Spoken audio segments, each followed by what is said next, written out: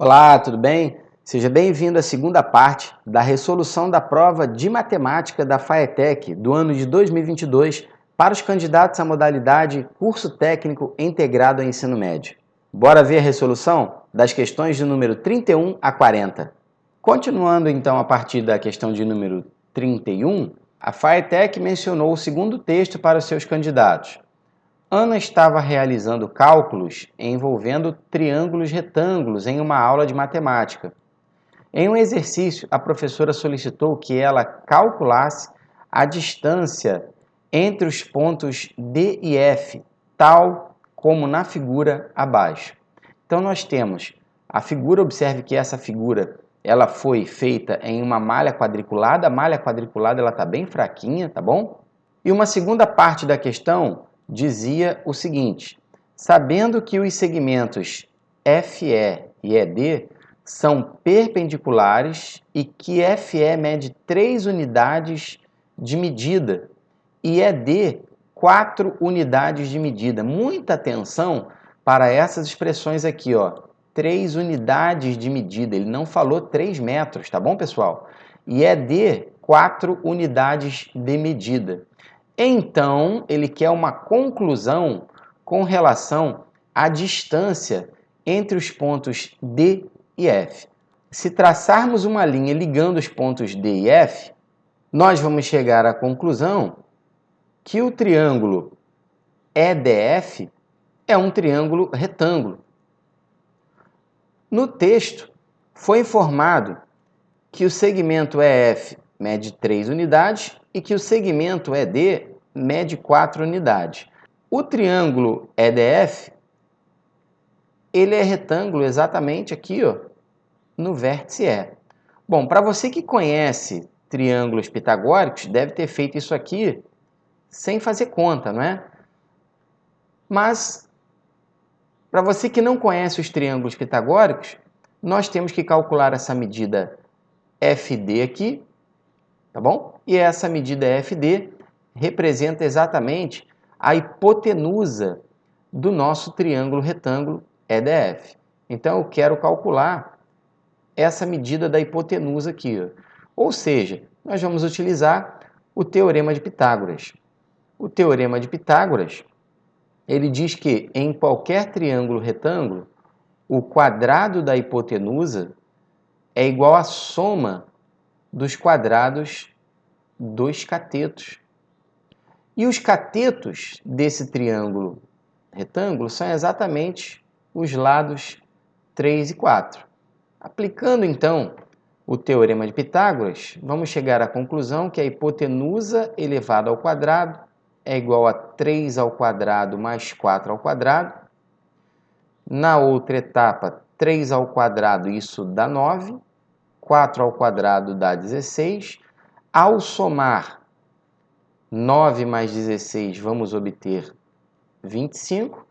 Concluímos, então, que a hipotenusa vai ser a raiz quadrada de 25, ou seja, a distância entre os pontos D e F vale 5 unidades de medida. Por que eu não posso afirmar, Luiz Antônio, que são 5 metros? Porque o problema mencionou unidades de medida no texto, não mencionou 5 metros. Portanto, é importante você prestar atenção nisso. Esses 5 que nós encontramos aqui são 5 unidades de medida. Portanto, o gabarito da questão é a letra C. A distância entre os pontos D e F mede 5 unidades de medida. Eu espero que você tenha acertado essa questão. Questão de número 32 da FAETEC. Observe os círculos de centro A e centro E na imagem abaixo. Então, nós temos, mais uma vez, duas figuras geométricas. Observe que o centro A do círculo menor está sobre a circunferência do círculo maior, que tem centro em E. Com base na representação utilizada, é possível afirmar que, então nós buscamos uma afirmação correta. A área do círculo de centro A é menor que a área do círculo de centro E?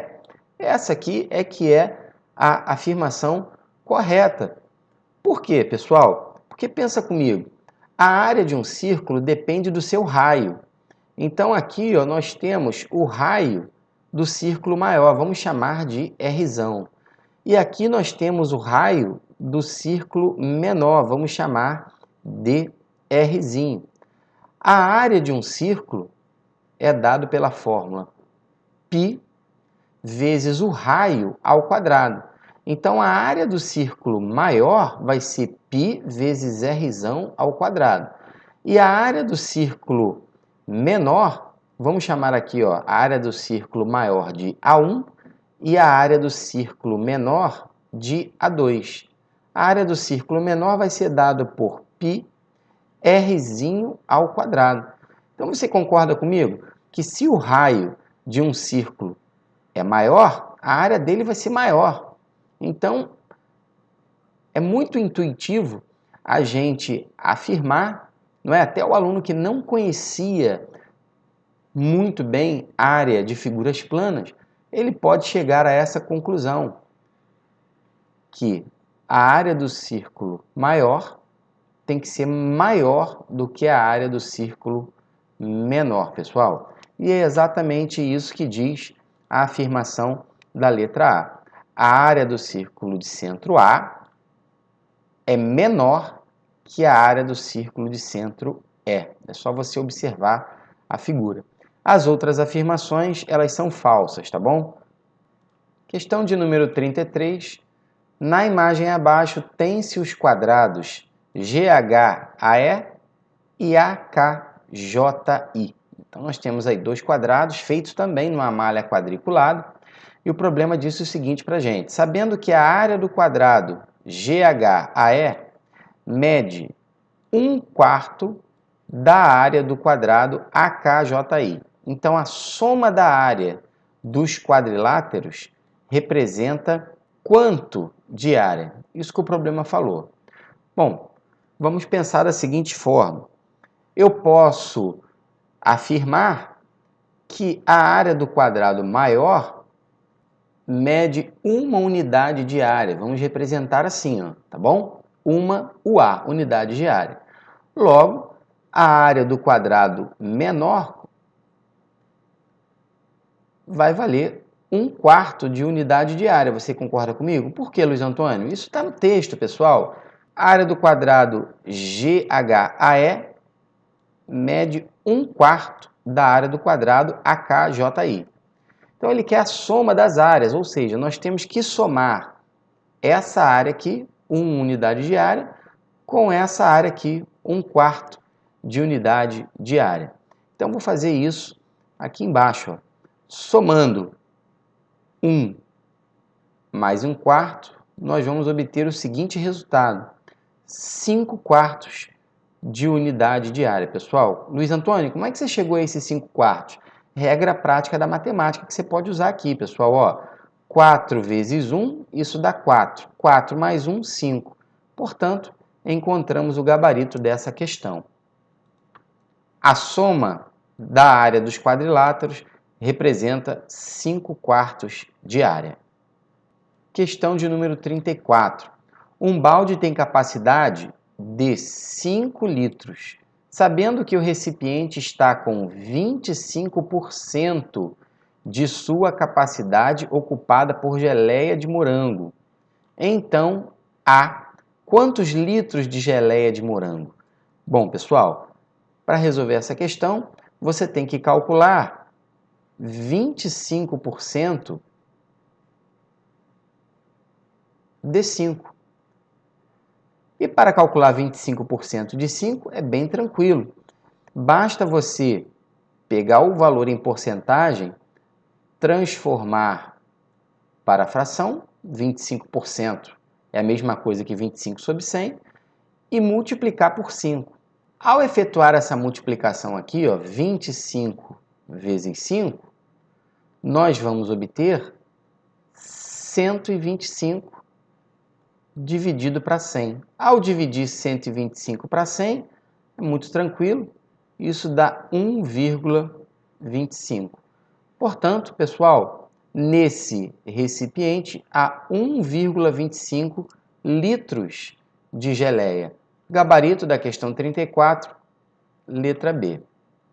Questão 35. Se um cilindro comporta 13 litros de hidrogênio e destes estão sendo usados somente 5,75 litros, então ainda podem ser ocupados exatamente quantos litros de hidrogênio?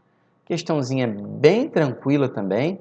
Era só você subtrair 5,75 de 13. Ou seja, você tinha que fazer 13 menos 5,75. O que você não podia esquecer é que para subtrair números decimais você tem que colocar vírgula embaixo de vírgula. E o número 13 é a mesma coisa que 13,00. Bom, aqui, ao subtrair 5 de 0, não pode, né? Então você vai ter que pegar emprestado aqui, ó. Ou seja, esse 0 ele vai ficar valendo 10, esse 0 que está aqui vai ficar valendo 9 e esse 3 aqui vai ficar valendo 2, porque um vai emprestando para o outro, não é assim que a gente faz a subtração? E agora vamos subtrair, ó. 10 menos 5, isso dá 5, 9 menos 7, 2, 2 menos 5 não pode, pega o emprestado aqui, então esse 1 vai ficar valendo 0 e aqui nós vamos ter 12. 12 menos 5, 7. Portanto, pessoal, ainda podem ser ocupados exatamente 7,25 litros. O gabarito é a letra C. Questão de número 36. A fração 2/10 pode ser representada por qual número decimal? Qual desses números decimais aqui representa a fração 2/10? Bom, bem tranquilo isso, né, pessoal? Para você encontrar a representação decimal de uma fração, basta você efetuar a divisão do numerador pelo denominador, ou seja, basta você dividir 2 por 10 e vamos encontrar 0,2, que é a representação decimal dessa fração aí, tá bom, pessoal? Gabarito da nossa questão 36, letra B, 0,2. Eu espero que você tenha acertado essa questão. Questão de número 37, uma questão de reta numérica. Na figura abaixo, há um ponto localizado na reta numérica, que é o ponto L, que está aqui, ó.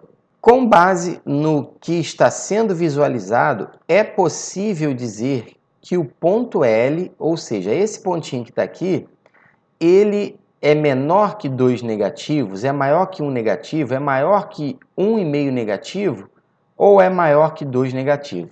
Pessoal, para você comparar números na reta numérica, é só você saber quem está à direita e quem está à esquerda. Então, comparando o ponto L com o número menos 1,5, por exemplo, o ponto L está à esquerda do número menos 1,5. Então, o L ele é menor do que o número menos 1,5, tá bom, pessoal? Agora, se você comparar o mesmo ponto L com o número menos 2, observe que o ponto L está à direita do menos 2. Então, você pode afirmar que o L é maior que menos 2. A regra é essa. Quem está à direita é maior e quem está à esquerda é menor. Portanto, já podemos responder a questão e afirmar que L é maior que 2 negativo. Questão 38. Antônio descobriu uma sequência numérica por meio de uma operação X. A sequência de números que ele descobriu é 1, 3, 9, 27 e 81. Pode-se dizer que a operação que dá origem a essa sequência é qual? Qual das operações aqui dá origem a essa sequência? Pessoal, outra questão da FAETEC também bem tranquila. Se reescrevermos aqui a sequência numérica mencionada no texto, você vai observar que para encontrar o próximo termo foi realizada uma operação, ou seja, do 1 para o 3 foi realizada uma operação. A mesma operação foi realizada para você pular do 3 para o 9, e em seguida do 9 para o 27, e em seguida do 27 para o 81. Que operação é essa, pessoal? Essa operação é a multiplicação por 3, você concorda comigo? Se você multiplicar 1 por 3, você vai encontrar o 3. Se você multiplicar 3 por 3, você vai encontrar o 9. Se você multiplicar 9 por 3, você vai encontrar o 27. Se você multiplicar o 27 por 3, você encontra o último número da sequência, que é 81.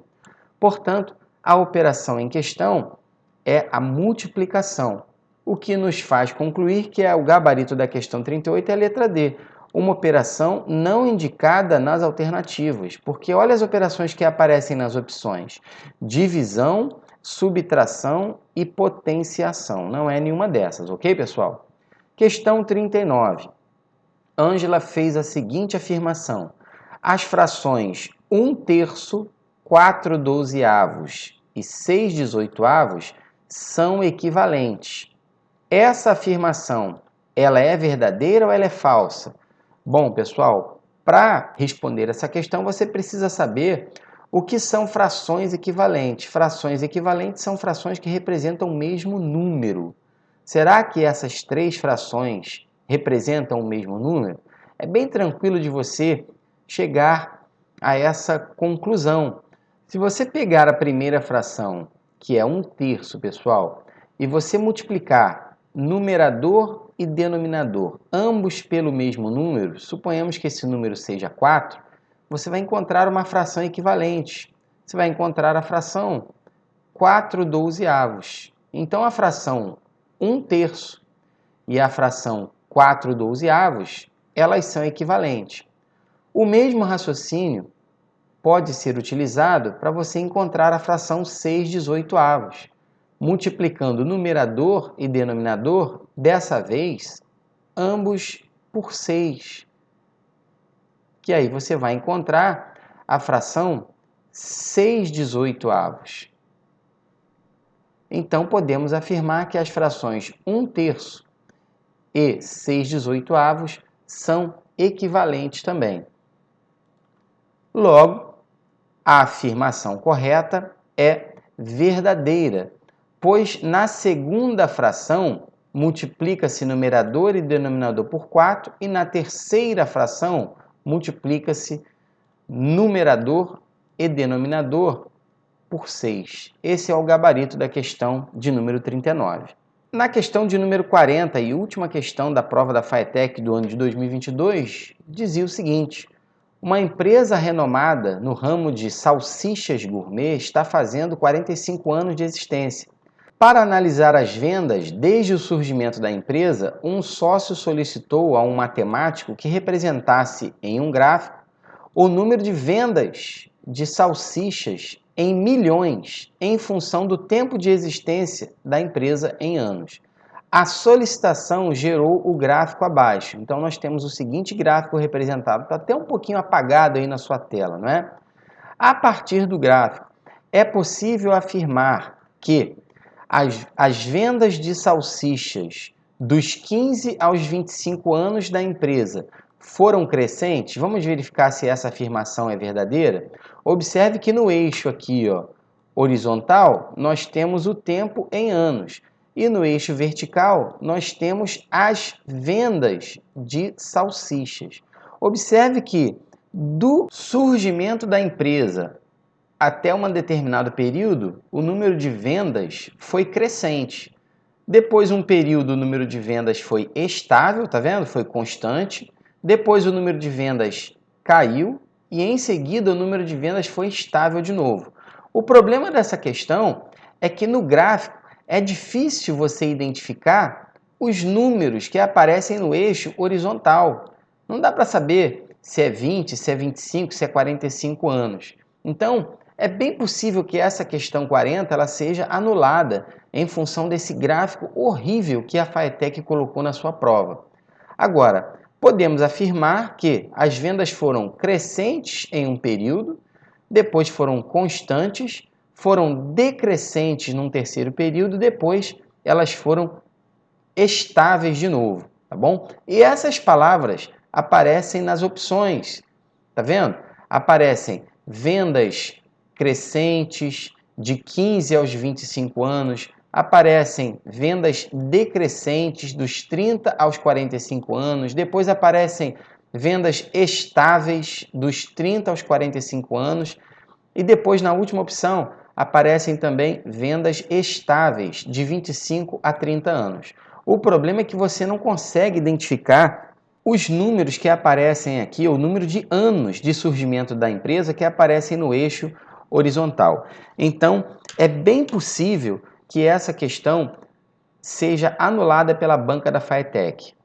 Então, pessoal, eu não dei uma olhada ainda no gabarito oficial da prova da FATEC. Eu acredito que essa última questão, a questão de número 40, ela seja anulada por não ser possível identificar os números que aparecem aí no eixo horizontal da figura, do gráfico. Mas eu acabei de receber essa prova. Hoje é domingo, a prova foi hoje, a data que eu estou gravando esse vídeo. Alguns alunos perguntam assim, mas professor Luiz Antônio, se a questão for anulada, o que acontece? Geralmente, o ponto da questão é dado a todos os candidatos. Isso pode acontecer em prova. Mesmo que essa prova passe por revisões, às vezes alguns erros passam batido. E eu acredito que esse erro aí tenha sido um erro de impressão. Eu quero saber de você, candidato que assistiu à resolução comentada da prova da FATEC 2022. O que você achou da prova? Quais foram as suas impressões? Você achou fácil? Você achou difícil? Você achou que a prova foi mal elaborada? Eu quero saber de você que está assistindo às nossas aulas, que tem acompanhado o nosso canal. Se você gostou, dê um like e inscreva-se se você ainda não for inscrito. Um grande abraço e até a próxima aula.